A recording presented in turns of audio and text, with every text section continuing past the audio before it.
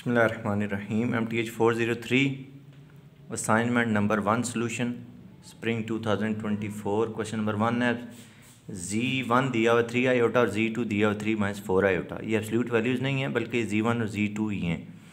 Bye using triangular inequality find the extreme values of absolute value of Z1 plus Z2। तो triangular inequality हमारे पास क्या होती है, absolute value of Z1 plus Z2 is less than equal to absolute value of Z1 plus absolute value of Z2।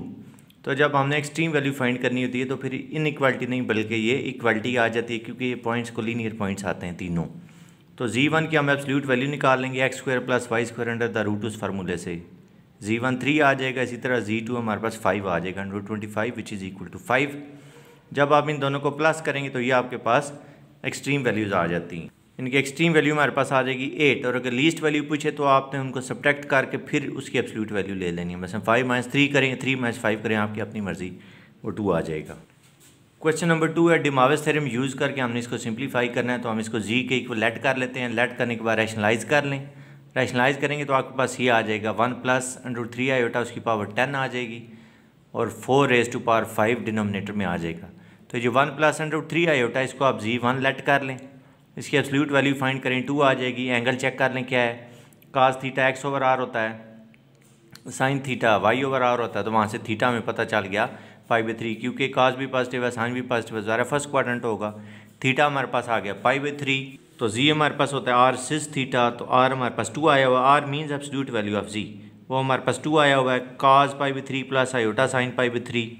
अब ये Z1 की value हम यहाँ पे पुट करते हैं। तो z हमारे पास आ जाएगा 1/4⁵ जो पहले से है, और Z1 हमारे पास था 2 × cos π/3 प्लस आयोटा sin π/3, और इसकी पावर थी 10।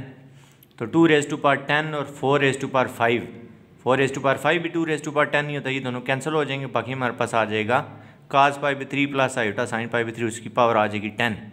अब हम डिमाविस थ्योरम यूज़ करेंगे। डिमाविस थ्योरम हमें यही बताता है कि जो पावर है एंगल में आ जाएगी, यानी कि बन जाएगा cos 10 π/3 plus iota sin 10 π/3। cos 10 π/3 plus iota sin 10 π/3। 10 π/3 को हम लिख लेते हैं 6π + 4π होल डिवाइडेड बाई 3। तो जब 3 से डिवाइड होगा ये आ जाएगा 2π + 4π/3। तो 2π डिस्कार्ड हो गया, हमारे पास आ गया cos 4π/3 प्लस आयोटा sin 4π/3। 4π/3 को हम कर लेते हैं π + π/3। अब पाई पे फंक्शन तो चेंज होगा नहीं, cos ही रहेगा, sin ही रहेगा, लेकिन पाई प्लस थीटा हमारे पास इन दोनों केसेस में थर्ड क्वाड्रेंट आ रहा है, जिसको वैसे यहाँ नेगेटिव आ जाएगा। और cos π/3 होता है -1/2, और sin π/3 होता है -√3/2, यानी कि नेट रिजल्ट हमारा आ जाएगा -1 - √3 iota whole divided by 2। Question number 4 है, represent the equation standard equation of parabola, find the vertex and focus. तो ये जो इक्वेशन हमें दी हुई है पैराबोला की इक्वेशन, हमें पता कैसे चलता है पैराबोला की, उसमें कोई x² होगा, या x² होगा या y² होगा। क्योंकि इसमें x² है तो आप ये स्क्वायर कंप्लीट कर लें, 5/2 का स्क्वायर ऐड कर लें, 5/2 का स्क्वायर सब्ट्रैक्ट कर लें। तो लेफ्ट साइड पे हमारे पास आ जाएगा whole square of x plus 5/2। बाकी जो कुछ बचा हुआ उसको राइट साइड पे शिफ्ट कर दें। वहाँ पे हमारे पास आ गया 2y + 5/4। तो y को आप अकेला करें, इनके 2 कॉमन ले लें, ये आ गया 2 × y + 5/8। अब ये इक्वेशन हमारी बन गई x²। आप कैपिटल X क्या लें, x' क्या लें, आपकी मर्जी। x² = 4ay। यहाँ से हमें ये भी पता चल रहा है कि a जो है वो 1/2 आ रहा है।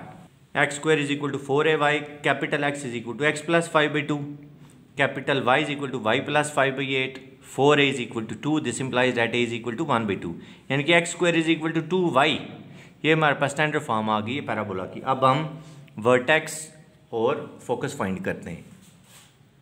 तो वर्टेक्स के कोऑर्डिनेट्स होते हैं 0, 0, इनके x को 0 करेंगे तो स्मॉल x आ जाएगा -5/2, कैपिटल Y को 0 करेंगे तो स्मॉल y आ जाएगा -5/8। तो ये हमारे पास वर्टेक्स आ गया -5/2, -5/8। इस तरह फोकस के कोऑर्डिनेट्स इस केस में हमारे पास होंगे 0a। तो x तो ऑलरेडी हमारे पास -5/2 आया हुआ है, a की वैल्यू हमने 1/2 फाइंड की थी, कैपिटल Y की वैल्यू पुट करते हैं, a की वैल्यू पुट करते हैं, y हमारे पास आ जाएगा -1/8। तो फोकस आ गया -5/2, -1/8।